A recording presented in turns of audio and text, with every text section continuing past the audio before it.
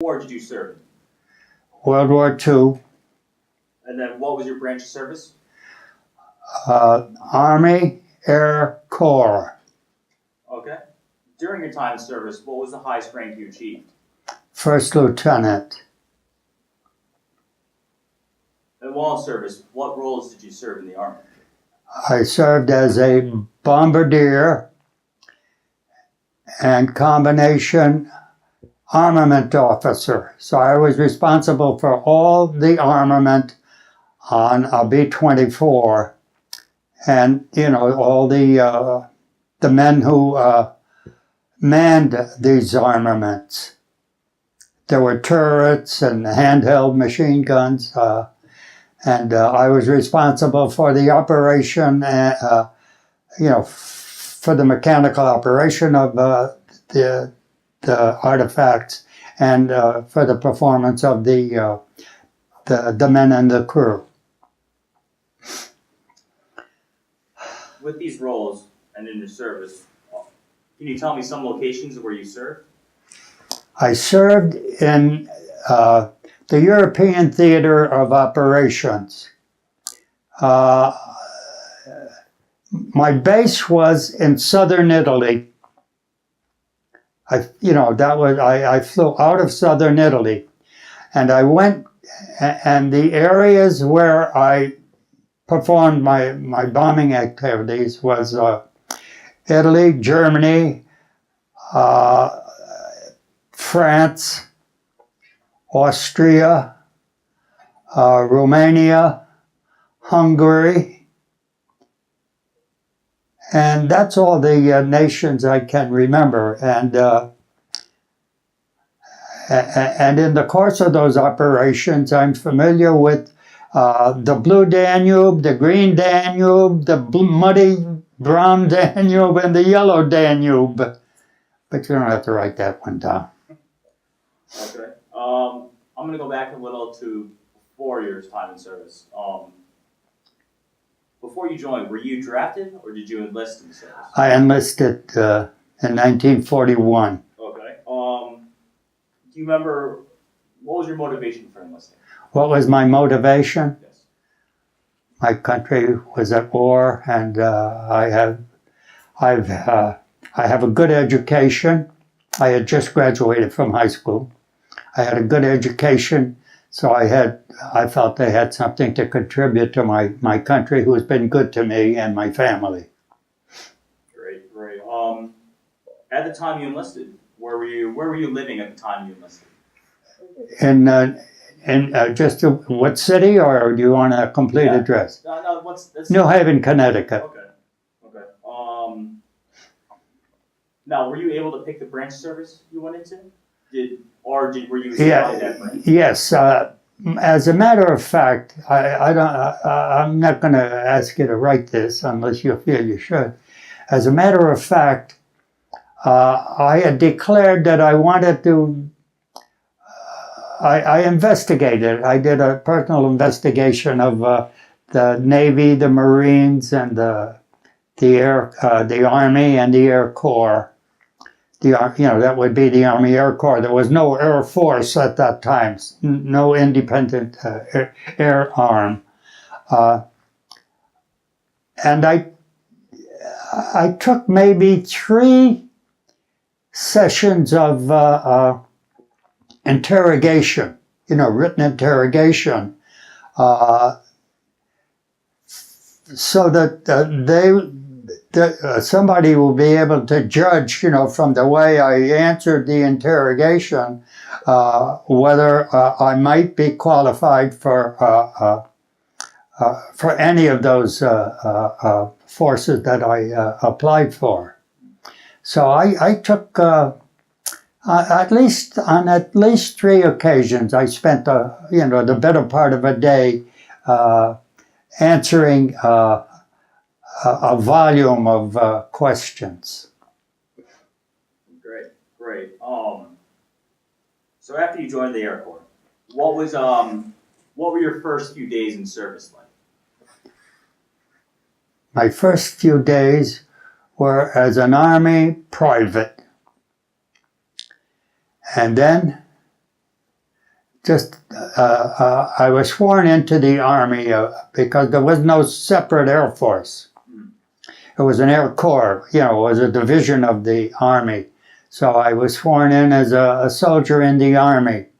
And then after many sessions, at least 3 sessions, where I spent maybe, 2 and 3 hour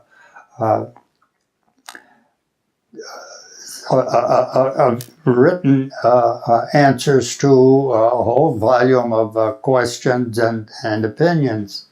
And for them to evaluate whether from my knowledge or experience I was mentally and educationally qualified to advance further. So that's the way it worked out. At least 3 times I sat down for a whole morning answering questionnaires, and I had the opportunity to voice my opinions and my desires. Okay. What? So after Well, let me give you some background, and maybe it isn't important and we can skip it. Let me give it to you. Sure. On one of the days that I took the test, I had 7 injections in my arm, number 1. And my arm was running fluid, all kinds of fluid, blood and fluid. And it was sore. That same day, I went, this was in Atlantic City, was a base for inductees. On that same day, I had rifle initiation in what used to be the dump for Atlantic City. They covered it over, and I learned, I had the opportunity to use a rifle, with my arm running and the strap around the arm and my arm bleeding. And I ended up in the hospital because I had picked up what they call nasopharyngitis acute. That's, I think, a very severe cold. And I ended up in the hospital. I went on sick call, and I spent an hour mostly kneeling because I couldn't stand up straight. And I ended up in the hospital with what they call nasopharyngitis acute. And when I woke up, I found that I was in bed when I woke up because I didn't remember, entering the hospital, like waiting in line but never entering the hospital. And there was a guy next to me. He was from Georgia. And I'm meeting my first deep Southern guy, who spoke a different English than we speak up north. And I said, hello, I said, where am I? He says, you're in a hospital. I said, how long have I been here? He said, 3 days. So for 3 days, I slept for 3 days. But but when I really woke up after, those 3 days, I was back in shape again. And I then, one other thing happened. With all these negatives that happened to me, I took an exam in that condition. So I rated very low. So they said, this guy needs, so instead of going directly to a unit for further training, I went to a place. It was a holding place. It was a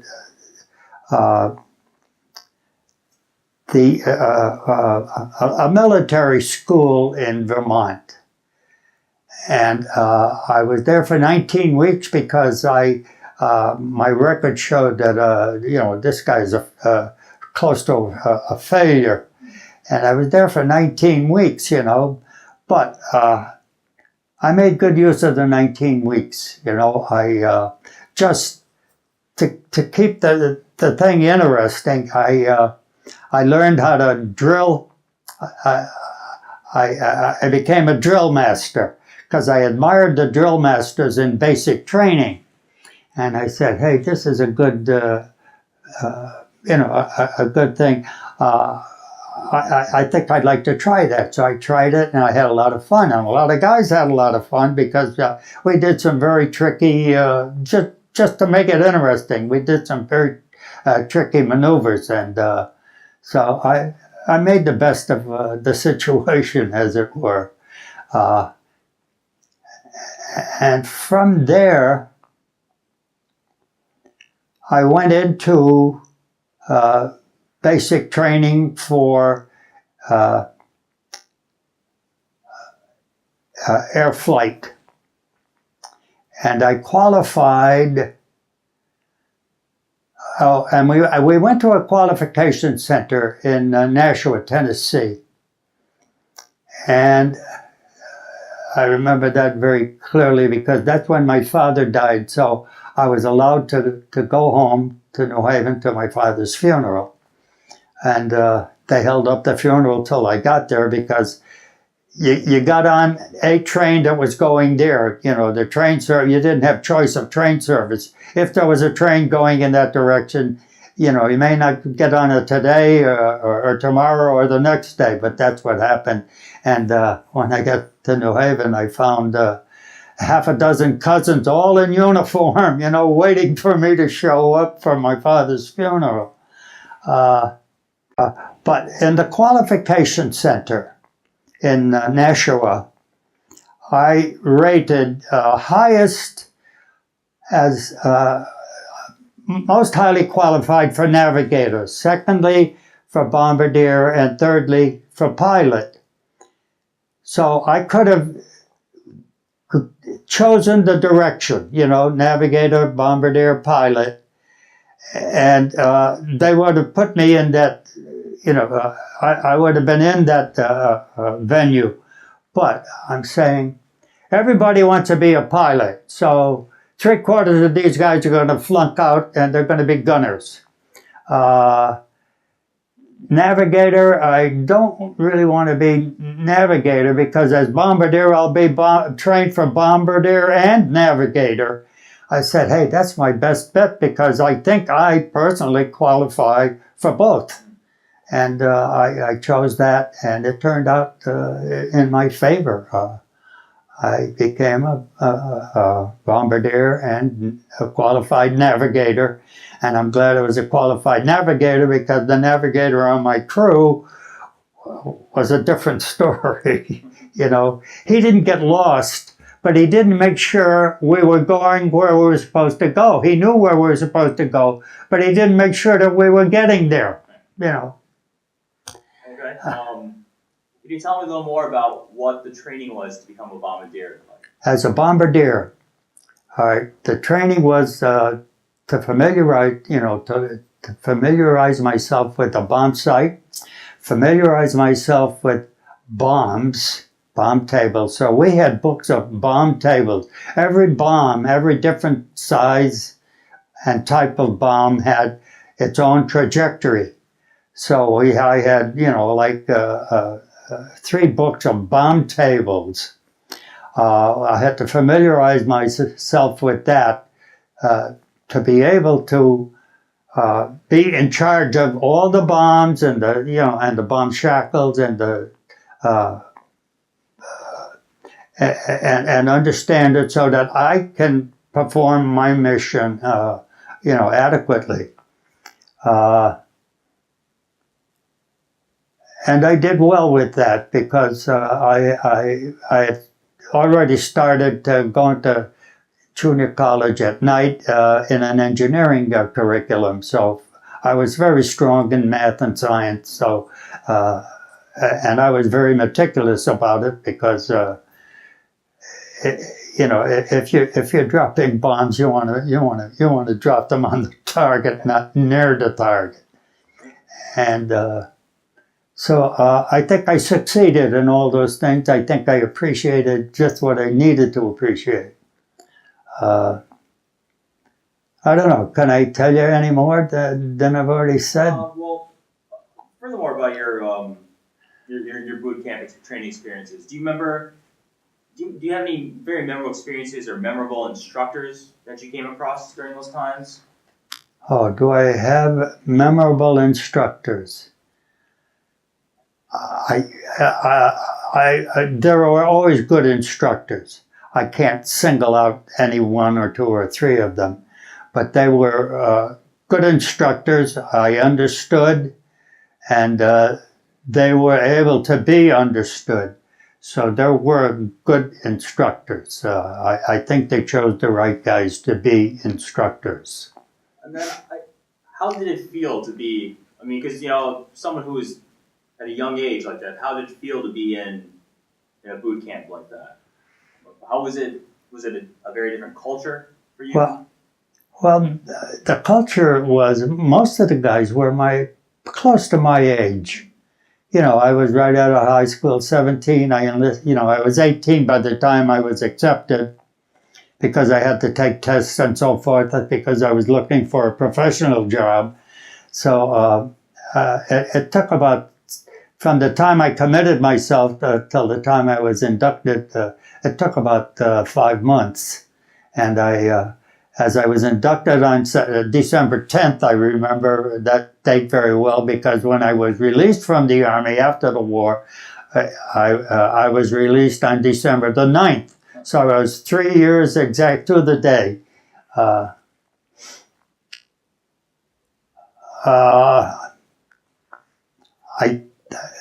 general statement. I think I was treated well wherever I went, fairly. By well, I mean treated fairly. I did not encounter any kind of discrimination. My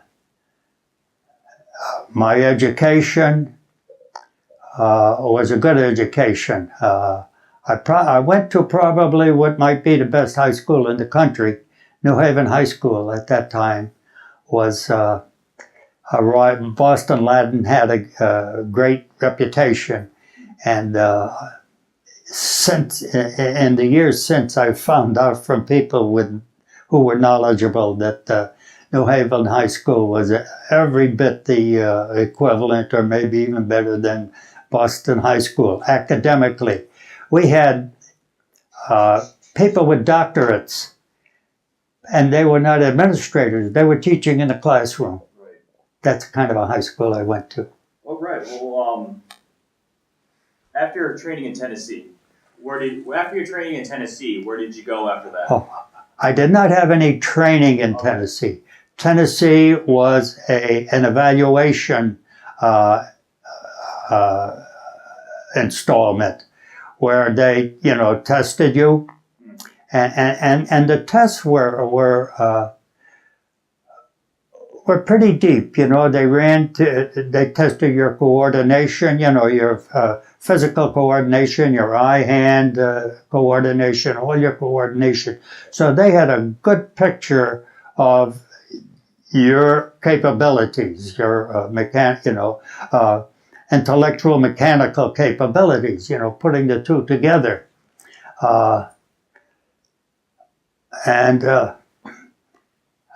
My observation was that at least 80% of the guys signed up to be pilots. I said, 3/4 of these guys are going to be gunners, because they're not the top quality guys. Well, I'm sorry, I should have said it differently. After your training for being a bombardier, your bombardier training, after that, where did you go? Oh, okay. I graduated as a bombardier navigator. Equal qualifications as bombardier and aerial navigator.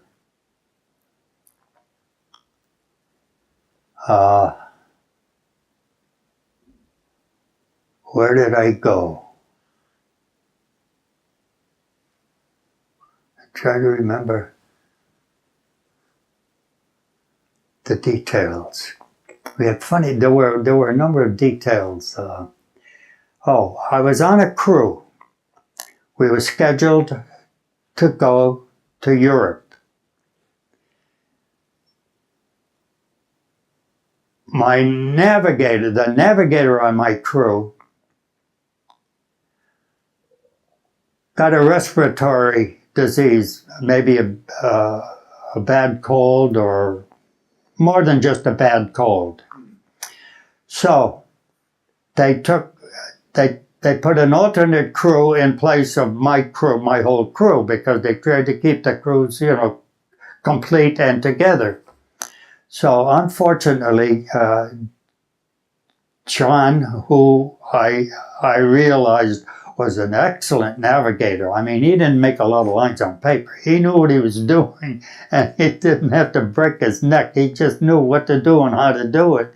But as I said, he got a severe respiratory infection, and they pulled the whole crew back rather than just put a replacement in.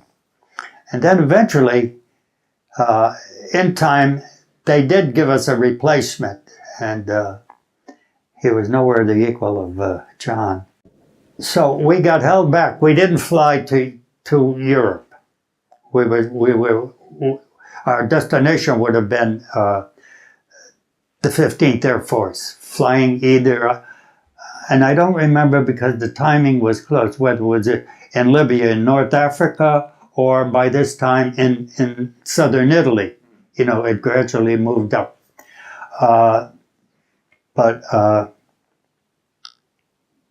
Let's see, I went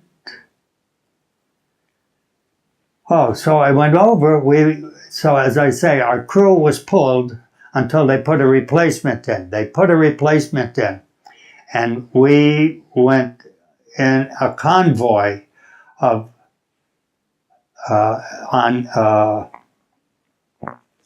what did they call those things? Flat-bottomed, whatever.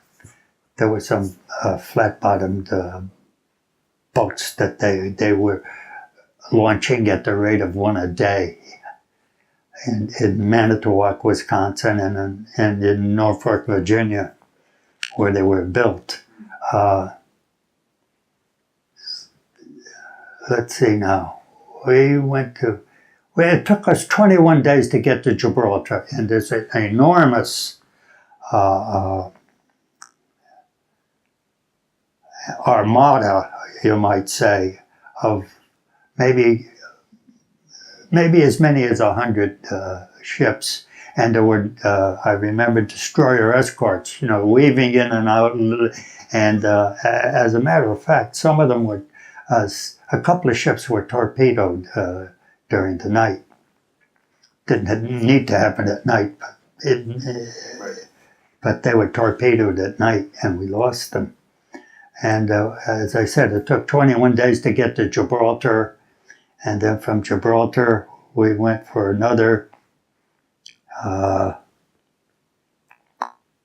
think it took us 7 days to get from Gibraltar to Oran in North Africa, in Libya. And we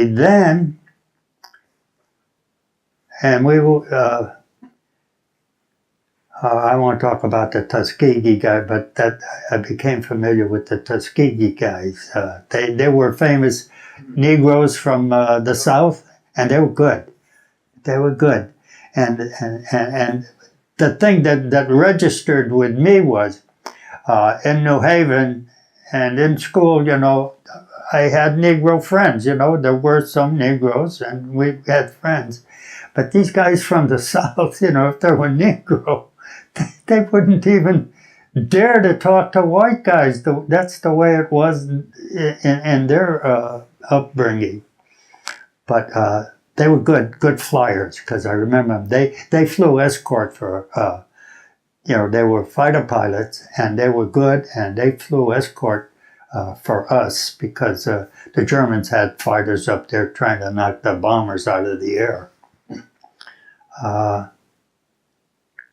Where So- shall I so continue? You're in North Africa now.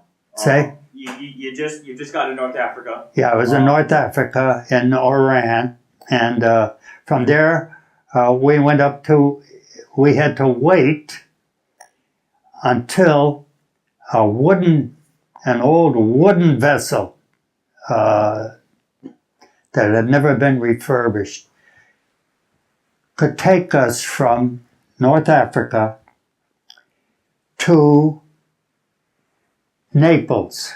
The Naples harbor had hundreds of tons of sunken ships. But there were two, in the Mediterranean, there were these two, old wooden cruise ships, for people doing the Mediterranean. And the captains knew every inch of the way, and so we had to wait a couple of days till there was a room available on one of those ships, and they took us, very gingerly through Naples Harbor without, crashing into the debris that they knew was there.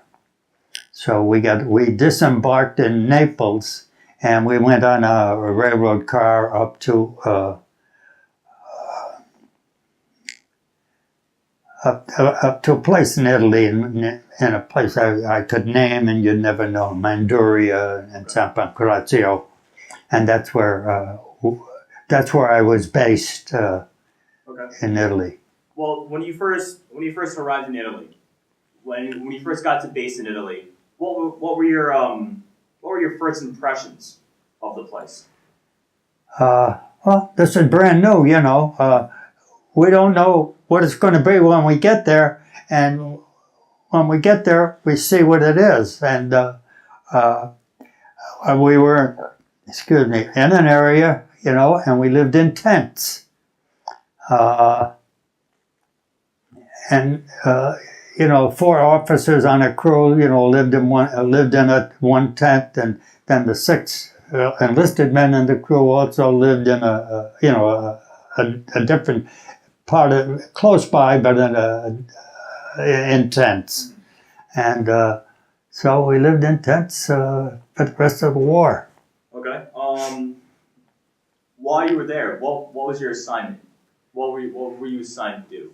What was I assigned to? Yeah, what was your assignment? We were on a fixed crew. My crew was established before we left the United States, and that was a fixed crew. If a single person for any reason had to drop out, or anything happened to him, he was replaced. So my navigator, as I mentioned, who was a very excellent navigator, got a respiratory infection, so he was replaced by a standby. Okay. Now, while in Italy, can you recall any very memorable assignments that you had? Any missions? Did I fly missions? Yeah. Well, can you recall any missions that stand out to you? Any ones that are very memorable? We have turbo superchargers on the airplanes for high altitude because, as I said, at 18,000 feet, the atmosphere is, a half of what it is here on the ground. And at 30,000 feet, it's probably as little as a tenth. Therefore, you need to have turbo superchargers so that at the very high altitude, you have enough air to mix with the fuel to keep going. Now, when you look, often we know because many of the airplanes were old. They had many missions on. They've been beat up. They've been repaired and re-repaired. We knew that we were not going to, that once we got over the target, if we made it over the Alps, we would not make it over the Alps to get back home. So we went east to, hopefully we would land someplace in Austria where there was German activity, but it wasn't heavy. It wasn't, home to, it was not their home base. And so we knew before we got on our runway that we were not going to get back home that night, because after that bombing mission, because we could not get back over the Alps. So we headed east towards Lake Balaton, which is in, I don't remember, it was in either Hungary or Romania, one of those areas. So we went east and we landed, we found a place, there was a fog. My pilot was probably one of the best pilots in the Air Force, which is a godsend. And we got to ground level. We had to be flying at ground level. To look for a place, hopefully, that we could land, at least land the plane safely. And there was broken ground fog, and he found a river. He said, okay, now I can follow a river at least. I'll see some clearing or civilization, in the breaks of the clouds. And he spotted a place, and along a river that I think it was the Tisa River, Tisa, and he found a place to land, and he said, "Hey, I can land here. I better land." So he landed, and what the terrain was in that particular area was some mud, frozen mud, not frozen, maybe 8 to 10 inches deep, over a sheet of ice below it, because if you stood there long enough, you'd sink all the way down to the sheet of ice. So we had boots that came up to the ankles, flying boots, to keep our feet warm at 65 below zero, at altitude. And so we landed and so forth. And I, being the guy who spoke more than one language, I spoke Italian, I could talk with my hands and so forth, I, as it were, volunteered to go find out as much as I can find out, and then, we'll take it from there. So I did that. I went, and my navigator, we noticed there was a little stream and a bridge, and there was a civilized area, as it were, some huts, a few buildings, and so I and my navigator, went, and we followed this stream, and the rest of the crew stayed with the airplane, because he landed it and it wasn't crash landed, so the airplane did not get damage from landing. And I give my pilot 100% credit for that, because he was an excellent pilot. I mean, he was on Pearl Harbor when it was hit, wow. And he got a little shrapnel in his leg. And then he went into flight service and so forth, yep. And he ended up being maybe one of the best of the pilots. And You were heading toward the huts that you saw. So I said, hey, let me go, I'll go, and, and my navigator came with me with this in mind. I'll go and try to communicate with the people. If I'm in trouble, he'll go back and tell the guys I'm in trouble. They better get lost. So I say, hey Pete, I'll go. A man came out of a hut. Then another man came out of a hut, and I had an American flag armband. So I said Amerikanski, and they said, come on over, you're welcome. And so Pete went back and told the guys, okay, John's not in trouble, he met two guys and he's going to go with them. I told him I need a telephone. That's all I said. I need a telephone. So they walked, I said to the man, how much? And he said, 50. I said, yards, kilometers, miles, kilometers, 50 kilometers. I said, that's a long walk. I think he meant to say 5 and he came up with 50, He made me understand 50. So I said, I'll go anyway, because that's where the telephone was. Right. And I went, it wasn't that long a walk, it was even less than 5 kilometers. And I got to this little, I'll call it a settlement, not a village, but just a few places and a building.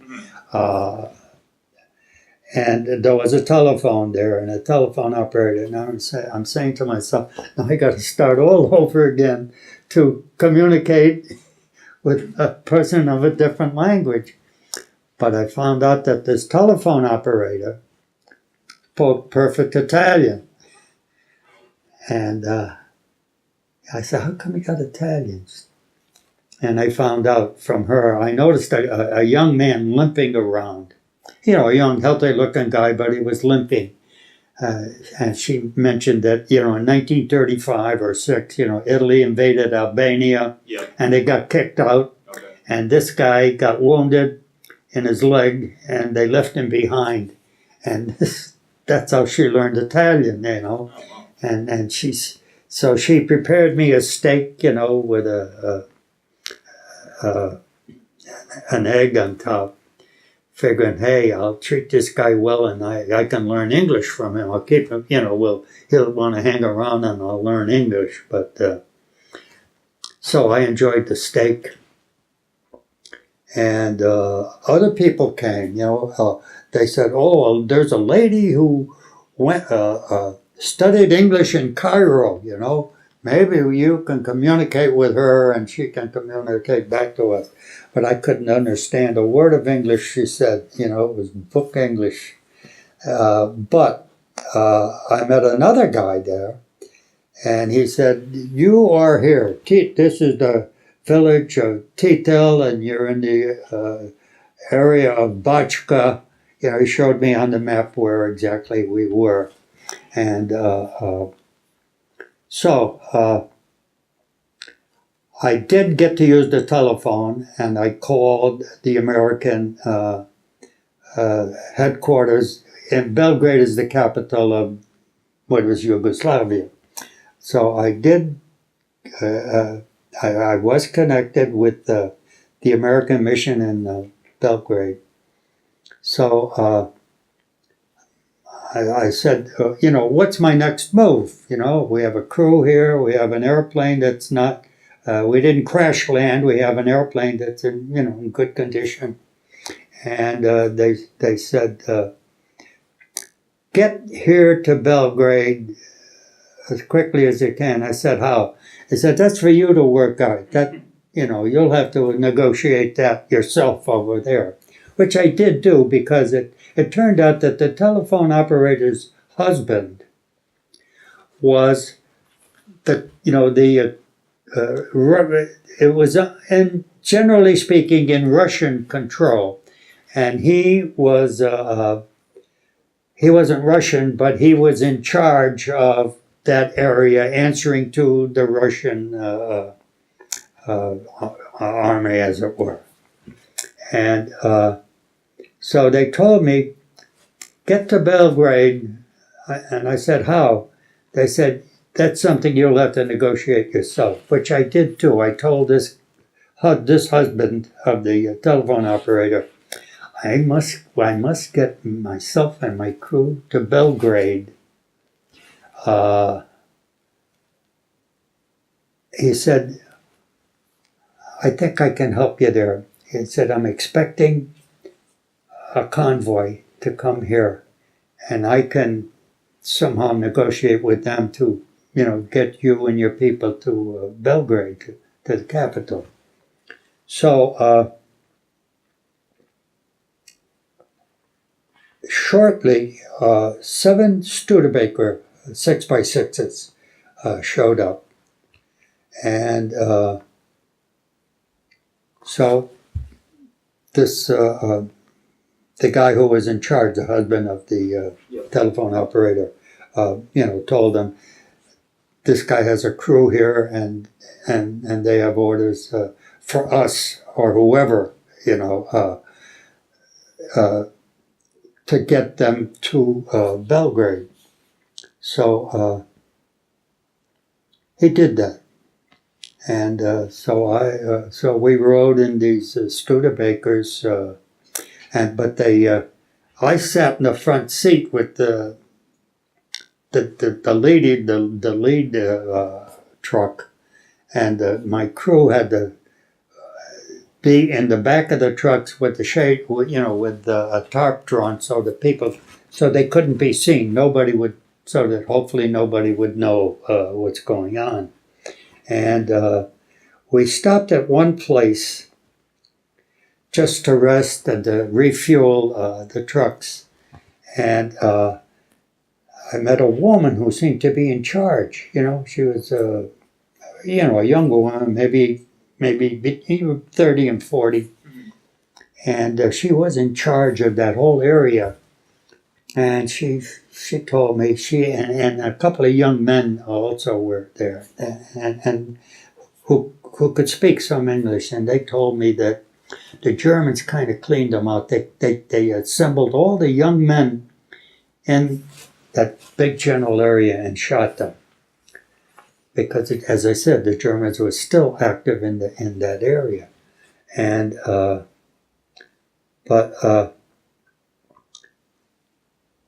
let's see, we had to get, so we headed for Belgrade. As I said, they split us up in trucks and got us all to Belgrade, because I think we had a total of 12 guys. We had, regular 10 men in a crew. We had a photographer, and we had another radar specialist, a couple of extra guys.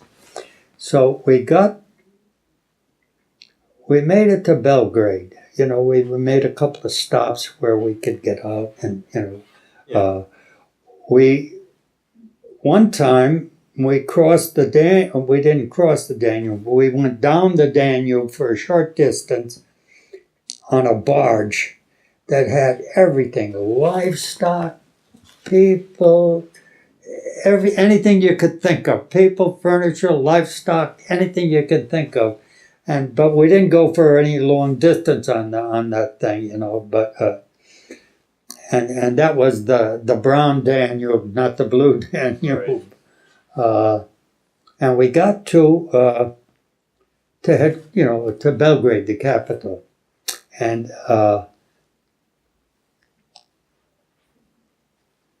I went to. I said I need to get to communicate, with my 15th Air Force. Mm-hmm. So they pointed out where to go. I went in this building, and and there were Americans there, who were running this little office. And I said, hey, I have to get in touch with my 15th Air Force in Italy, my 15th Air Force headquarters, as it were, tell them my situation and ask for orders what to do next. And so I realized that that we got in trouble on February 7th, and this was a week later, February 14th. And I said, gee, it's a week now. That means we are recorded as missing in action, which means they will wire my family at home that we're missing in action. I said, holy smokes, they'll be sending a telegram. I better go find out the status. So I ran around that office. I said, hey, where can I find out, a telegram to the family of guys who are missing in action? And the guy said, oh, they're over on that counter there. He said, go look, see if you find it. If you don't find it, maybe I can help you. So I went down the counter, and sure enough, there's one addressed to my mother, that I was missing in action. I said, hey, I'm not missing in action anymore. I said, what do I do with the telegram? He said, hey, be my guest, tear it up, throw it away, or save it, whatever you want. So that was a good plus, because my two brothers, my older brother was away. We had no idea where he was, somewhere in the Pacific. My younger brother had just enlisted, and he was going into the Marines. And my mother was alone. My father had died during the war, and my mother was alone. I said, she doesn't need this. So my mother never got word that I was missing in action. And I thought that was a very nice experience. Well, after Belgrade, you're in Belgrade now. Did you end up flying more missions after Belgrade? Oh yes. They sent a C-47 to pick us up. From we got in touch with Air Force headquarters in Bari, and they said, okay, someone will be there to pick you up within the day. And a C-47 showed up the next day and flew us back to our base. What happened to the plane? Oh, we found out later. I'm trying to figure out how we found out. By a grapevine, that the ladies in the area, and it probably wasn't a new experience for them, managed to keep the plane, to make sure that the plane was being guarded, wasn't being vandalized, as it were, and they cleared, they somehow managed to. I said there was probably, somewhere between 8 and 10 inches of mud over a sheet of ice. Mm-hmm. Somehow they managed to get that airplane so that it could be, either taxied out of there to some kind of an airstrip where they could fly it back. So they finally flew it back to Italy. We didn't fly on it, but we got to Italy on that C-47 that they sent for us, and nobody was injured. That's great. Now, for the missions out of Italy that you flew, did you see during the missions you flew out of Italy? Did you see any combat? Were you a part of any firefights? Anything along those lines in the air? Oh yeah, we whenever we flew, we were on a mission to drop bombs on a strategic target, whether it be in Austria or Germany. We only went all the way up to Berlin once, and that was a major thing because the distance from where we were at the southern tip of Italy all the way up there was a long haul, especially, you need 2,700 gallons of gas and, a full crew and all those bombs. It extended the capability of a B-24 to the limit. And some of those B-24s had been repaired time and again, and they were old. Name some of the places that you flew missions to. Where? Oh, okay. One of strategically our highest level of priority would be to destroy their ability to fly, the enemy's ability to fly. So we went after, what do we call, when you refine oil to, what do we call those? You know, oil refinery? Huh? It doesn't matter, sir. Just All right.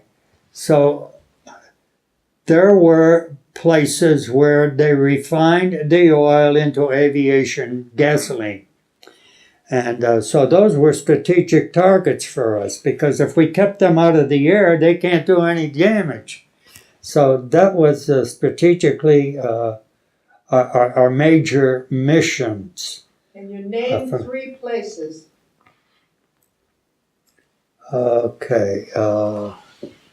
I'm trying to think, where was Jabai? There was a place called Jabai, and I don't remember where exactly it was. In Austria, they wouldn't be major cities, you know.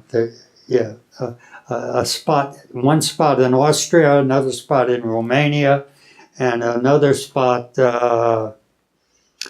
probably in northern Italy. okay. And, in the Trieste area. Okay. Well, aside from the missions, while you were in Italy, were you able to stay in touch with your family? Were you able to stay in touch with your mom back home? Were you able to keep in contact with her? No direct, Okay. no direct communication with the family. Never during the whole war. Can you tell me about? Maybe a letter, Okay. if it were censored. Right. It'd be a letter, but any letters going to the United States from anywhere in the whole zone were censored. Okay. And, some they censored out some statements that were strategic. Certainly. Can you tell me what the food was like while you were there? The food? The food ran from kind of poor to very good, depending on what was available and what got there. Now, you had a merchant marine organization, and these were enterprising guys in the merchant marine. I mean, they carried, sometimes we used to get beer, for example. And we probably get about 3 cases of beer, you know. The other 35 cases got sold on the black market. Right. The merchant marines are probably all millionaires. I'm real thumbs down on the merchant marines. They're in it for what they can gain.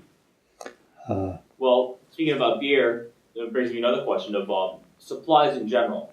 Did you always have enough supplies, whether it be food or equipment or clothing? Did your unit always have enough supplies? Yes, we were well provided. We had good food. To the extent that it was available, we had good food. It was prepared well. And as a matter of fact, I mean, we were a unit, and the guys who were, cooks and so forth, were part of the unit, so they had to treat us as well as they possibly could. Good. Tell how you got a special flight suits that kept you warm. Oh yeah, our flight suits. The American flight suits were, what they call that alpaca lining, and I have my jacket, Okay. like Right. that. And they had a cut, it was cotton. Now, in those days, the only fabric available was cotton. But if you catch a cotton on all the sharp edges in an airplane, if you're moving around a lot, as I was, you had a torn up one of those things. But there weren't many Jews in the Air Force. And I used to just go around, on my own free time, if I wasn't flying, on certain days, I would go all around. And I remember the most lonesome guy in the world was a nice young Jewish man in a building, a small building, a little smaller than this room, about a quarter of this room. And so I go visit him, as I wandered around my whole area, I stopped and, and I introduced myself, and I said, and to me, he was the most lonesome guy in the world, once for being Jewish and the other for being there because there weren't many Jews flying in the Air Force. And so I said, hey, Lieutenant, I got some nice RAF uniforms here. Flying suits. These were wired, so that you can plug them in and get heated, get electric heat from... So he said, I got some nice uniforms here. Nobody's ever called. They don't even know I'm here. Nobody knows I exist. He said, I go get my meals somewhere, and that's about the end of it. He said, I said, yeah, you got a lot of them? He said, yeah, I got enough for half an army. So we outfitted my whole crew with RAF flying suits, which were 10 times superior to our American ones. So I had so that was one nice thing from, but I always wandered, wherever I was on a base, I always wandered, and found guys. I remember, you may be you're too young to realize, there was a group called the Tuskegee. No, I know. Who You know about the Tuskegees? Yeah.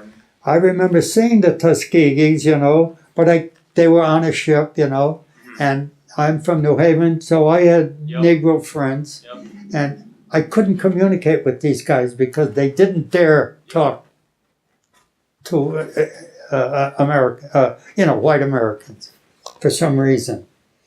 But those guys flew escort for us, and they were good. They were good. I mean, they were disciplined, and they were very capable flyers. I remember one time, I was crew number 34. A good friend of mine, the pilot of crew number 33, was a good friend of mine. And one time he was having trouble, He was somewhat crippled, but he thought he could get back. But he was concerned about the German fighters in the air. So he said, hey, little brother, I'm in trouble. I've been hit, but I should be able to make it back to the base. Can you help me? And he gets an answer. Okay, Lieutenant, where are you? He says, geez, if I tell you where I am, I'm telling them where I am. He said, that's right. We'll find you. They found him, and they escorted him all the way back home, and he landed safely, and that was a nice anecdote. All right. While you're on base, what did you and your fellow soldiers do for entertainment? What did I what? What did you and your fellow soldiers do for entertainment while For you're on entertainment? Yeah.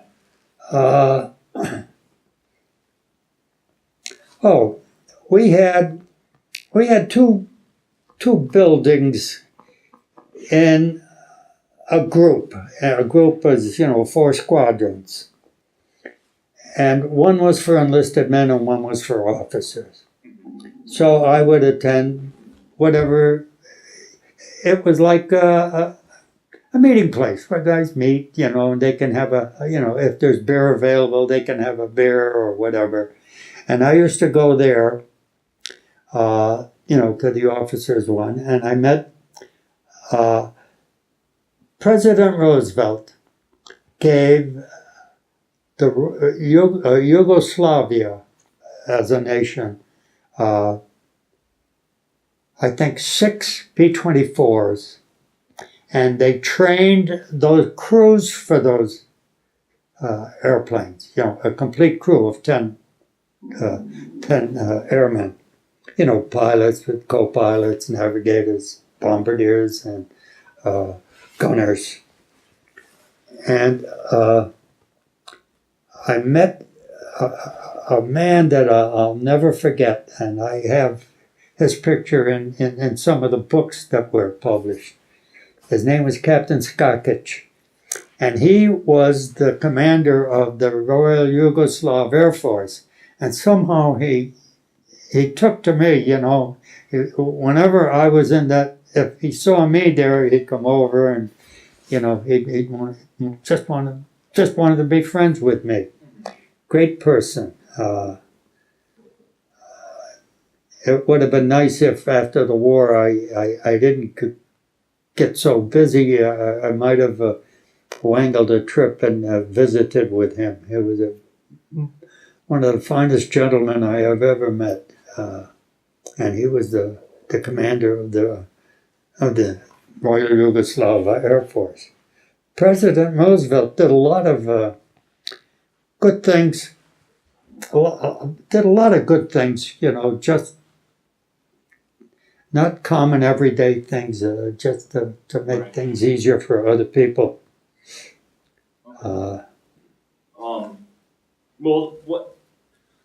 When the war was ending, do you remember what your last few days in the service were like?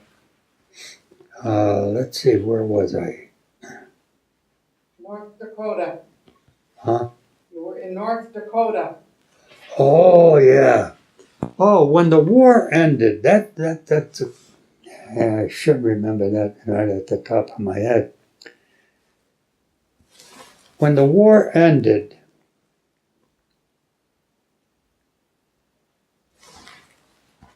all the soldiers that were outside of the country came back to the country. Florida, one group went to Florida. Thousands of guys, and they and I'm sure they set up separation areas. Another group went to, I'm trying to remember whether it was North Dakota or South Dakota. Sioux Falls, Sioux City. No, Sioux Falls, South Dakota. Sioux City is in Iowa. Sioux Falls, South Dakota. So in Sioux Falls, I went there in June. After the war was over, we got home. I had a 30-day leave at home. And at that time, my younger brother had been shot, been severely wounded in Okinawa. And he had just arrived in a body cast in Lake Erie. What was the name of the place? Any place. At a Navy medical installation, the biggest naval medical installation in off of Lake Erie. And my brother was there. So immediately, I was home for a day or two when I first heard from about him. So I took a knapsack and, I went out there. I said to my mother, I'm going to go out and see if I can find, get the lay of the land. And we'll see. I don't think you should try to come up and visit him, at least on this trip. Right. And we'll work out whatever has to happen. So I went there, and I spent a lot of time with him. And then he was moved to Norfolk, Virginia, and I went down and visited with him for a while because the uncle of one of his best friends was stationed down there. So he always found a place for me to sleep at night. So I spent about a week there, with my brother as he was, starting to recover. And let's see. Okay. After you parted with your brother, do you remember what was your homecoming like when you got home to New Haven? What was your homecoming like? What was my homecoming like? Yeah. Oh, great. Except that, we had something on our minds. Where's my brother Paul? And where's my brother Mike? And, how are they still alive? And so, my mother was alone, living alone. My father had died and my brothers were away. So I said to my brother, how about Mom visiting you? He said, no. I'm going to see Mom when I walk in the house on my own feet. He said, you got to respect that request. I said, all right, I'll convince Mom that the thing, she just will have to be patient until, you're able to do that. And you're not many weeks away from that. So it's not an eternal wait for that. All right. Did you once you're back? Did you end up going back to school? Yes. Let's see now. I'm trying to think of how the years went. So my next major move was there is a GI Bill for college, so I better start enrolling in college. So, within a few weeks I enrolled at Worcester Polytech. My tuition and a stipend, would have been provided. And so I enrolled there to be in the class of 1949. For some reason, I had trouble that held me back a bit. So what I did was, and maybe it was a good move. I had bought an old car, so I had transportation, and I took a job as an orderly in a hospital. So I said, hey, it's going to take me a year longer to get through WPI, but this is something I think I should do.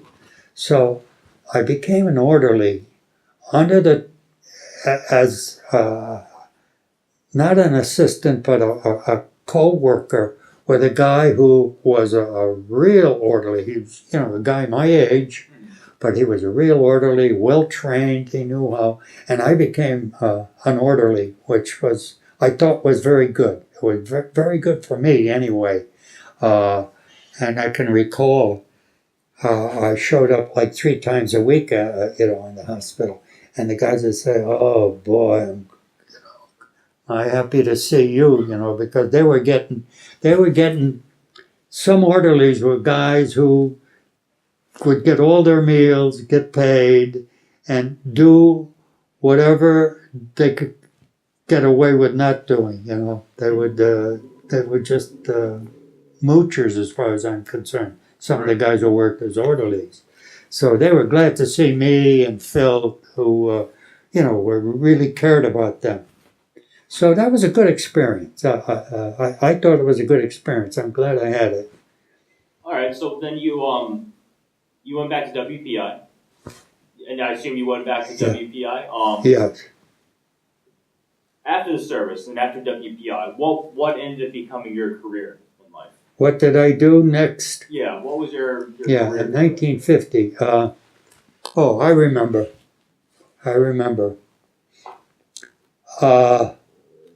I said, at last I can live at home. My mother won't be alone because my brothers are both away. My mother won't be alone. So I Got a job? well, before that, this is important to me anyway. I tried 7 places that were in commuting distance, like anywhere from a 15-minute drive to a half-hour drive to work in my education, as an engineer. With experience as a machinist, because I had worked in a machine shop for a year, and I became a pretty good machinist and maybe somewhat of a tool maker as well, just from being in that atmosphere for a year. And they, when I decided to enlist, they said, "Gee, we were counting on you to stay here and, become, one of the chiefs around here." I said, "No, I've got to enlist," and they didn't like that. But I learned a machine shop. I can do anything in a machine shop. I'm leading up to something to the answer to a question you were asking. What was that question again? I just want to know what after the war. What was your career? What did you do for the rest of your life? For a job. In 1950, I said I had graduated from Worcester Tech with an engineering degree. Mm-hmm. I applied to 7 places that I could commute to daily. And I was well received. And then, 1950, Korea. Oh. And I had enlisted in the reserve as a reservist. When they saw that I was a reservist, they all withdrew their offers. I had 7 offers, and they all withdrew those offers. One guy who was Farrell Birmingham, there was a guy who thought I was a genius because I could do simple arithmetic in my head. I'm saying I don't want to work with or for this guy because he'll drive me crazy. So my only choice, now I lost all my choices, electric boat. So I said, well, look, I'll have to live in one room, eat all my meals out. I'll drive to that's 50 miles away from New Haven. I'll go home at least once a week and have dinner with my mother and, sleep there and then drive back early in the morning to work. So I went to electric boat. And for me, that was a good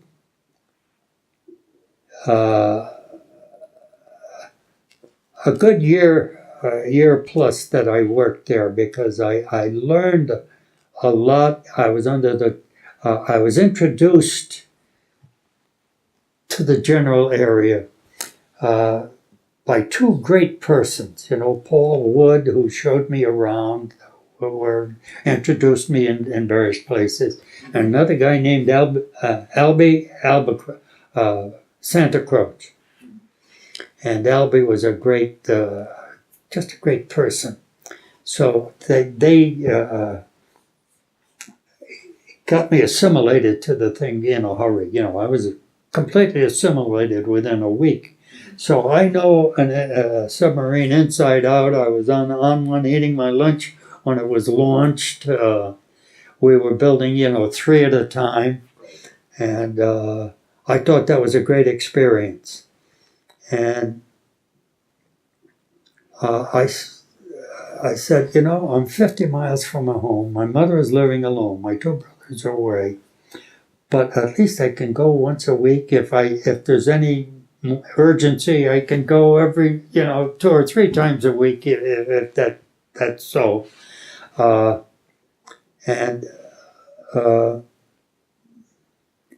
Then I heard that in 1952, now I was working at Electric Boat in 1952, and I heard that two brothers bought a little factory building in Milford, and their purpose was to do Norden bomb sight type of work, starting with the Norden bomb sight. And I had been a bombardier and I knew the Norden bomb sight, so I applied there, and they hired me. And I spent the next 37 and a half years there. I retired from there in 1989. And I had a job that I worked hard, but I enjoyed it. I enjoyed the place, the company, the people I worked with and for. And United Aircraft eventually bought it. And the atmosphere changed, but the activity, the work being done didn't change, but the atmosphere changed. Right. So I left there. Well, I retired from it. to kind of close up, how would you say your military experience really affected your life? The experience of you in the military, how did that affect your life? My military experience? Yes. Well, I gotta say, more than anything else, education is great, but this is most broadening to be in a position where you have your education and you're using it and you're assimilating to many different situations. And I think that's great. So it gives you not only the ability to do things, but to evaluate things. You have a broad base to work from. And I think I have a very broad base to work from. I think I could go now into any kind of a place and in a very short time be pretty well assimilated to what they're doing and how to do it. And maybe even notice if there's something they can do better than they're doing. Okay, and then my last thing is there anything else you would like to add to this interview? Anything we haven't covered that you just want to add to it before I end? I don't think so. Anything. Okay. I guess it shows that I was happy with that I assimilated with everything that came my way. I didn't. Sometimes a guy has an ambition for something, and he has narrowed his view, and unless he gets that something, nothing else will do. I find that there's so many things that are satisfying, so I just assimilate to the things that come along. Maybe I look for them, and if I find them, good. But a lot of times you find what you're looking for, and it becomes a big disappointment to you. Then you wonder, was I looking for the wrong thing, or did I take the wrong approach? Right. Well, I'd like to thank you for your service, and thank you for taking the time to do this interview today.